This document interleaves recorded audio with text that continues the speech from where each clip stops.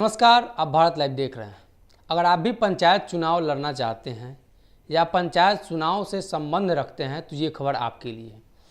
जिस तरीके से पंचायत चुनाव को लेकर अभी तक खबरें आ रही थी, ईवीएम की पेच में पंचायत चुनाव फंसा था, फिर कोरोना महामारी की वजह से पंचायत चुनाव को टाल दिया गया, लेकिन अब इस पर एक बड़ा अपडेट आ गया है। पिछले दिने हमने आपको बताया था कि किस तरीके से पंचायत चुनाव को लेकर राज्य निर्वाचन आयोग बैठक कर रही है और बताया ये जा रहा है कि अगस्त नवंबर के आसपास पंचायत चुनाव हो सकते हैं। लेकिन अब एक बड़ी खबर आ रही है। 3 अगस्त से 3 नवंबर तक पंचायत चुनाव कराए जाने की संभावना है।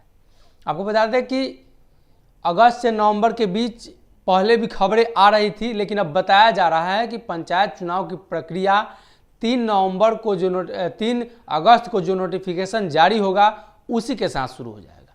10 चरणों में चुनाव होंगे, जिसमें पहला चरण 3 अगस्त को होगा। वहीं अगर बात करें तो दूसरा चरण 31 नवंबर को, अंतिम चरण 31 नवंबर को होगा।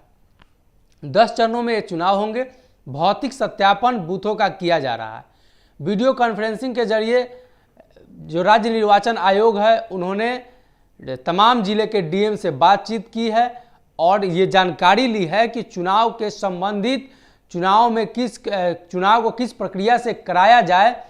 ईवीएम बाहर से आ रहे हैं, उसका रखरखाव का जो प्रक्रिया है वो क्या होगा, बूथ से कितनी दूरी पर कहां पर ईवीएम का रखरखाव होगा, नए जो सेंटर्स बनाए जा रहे हैं उस सेंटर्स का लोकेशन क्या है। इन तमाम मुद्दों को लेकर राज्य निर्वाचन आयोग जिले के तमाम जिलाधिकारी से बातचीत कर रहे हैं। पहला चरण का शुरुआत 3 अगस्त से हो जाएगा। 3 अगस्त को जो नोटिफिकेशन जारी होगा उसके साथ ही पहला चरण के नामांकन की प्रक्रिया भी शुरू हो जाएगी। इन्हीं तमाम खबरों के बीच अंतिम चरण का जो चुनाव है वो नवंबर में कराए जाएंगे और उसके बाद 1 से 2 दिनों में इनका रिजल्ट भी घोषित कर दिया जाएगा। जैसे कि पिछले खबर में हमने आपको बताया था कि पंचायत चुनाव को लेकर राज्य निर्वाचन आयोग ये चाहती है कि दूसरे जगह से ईवीएम्स आ रहे हैं उसका रख रखाव भी उसको सुरक्षित तरीके से रखा भी जाए, और ईवीएम की संख्या कम है और बूथों की संख्या ज़्यादा है, ज़्यादा ईवीएम्स की मांग है, उसको लेकर वो चाहते हैं कि ईवीएम को सही तरीके से रखा जाए, ईवीएम का रख रखाव सही तरीके से हो और रिजल्ट जो है वो चुनाव के 1 दिन बाद दे दिया जाए, ताकि उसी ईवीएम को अगले चुनाव में दूसरे चरण में भेजे जाने की संभावना बनी रहे।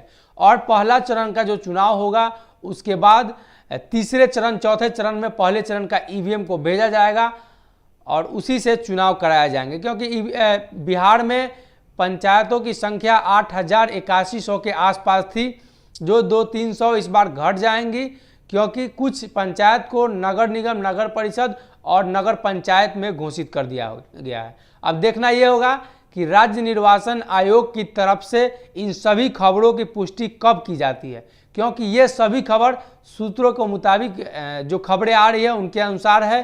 राज्य निर्वाचन आयोग ने अभी तक इस पर कोई फैसला नहीं लिया है।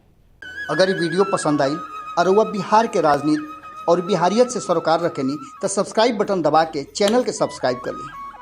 ओजे एगो घंटी बा, ओकरा बटन दबा देला से कुल सटीक और मारक खबर रुआ मुफ्त में मिल जाई। अगर रुआ पत्रकारिता के हमनी के नया प्रयोग में सहयोग कर चाहतानी तो ज्वाइन बटन दबा दी। पेटीएम नंबर नोट कर ली 9386816700। धन्यवाद।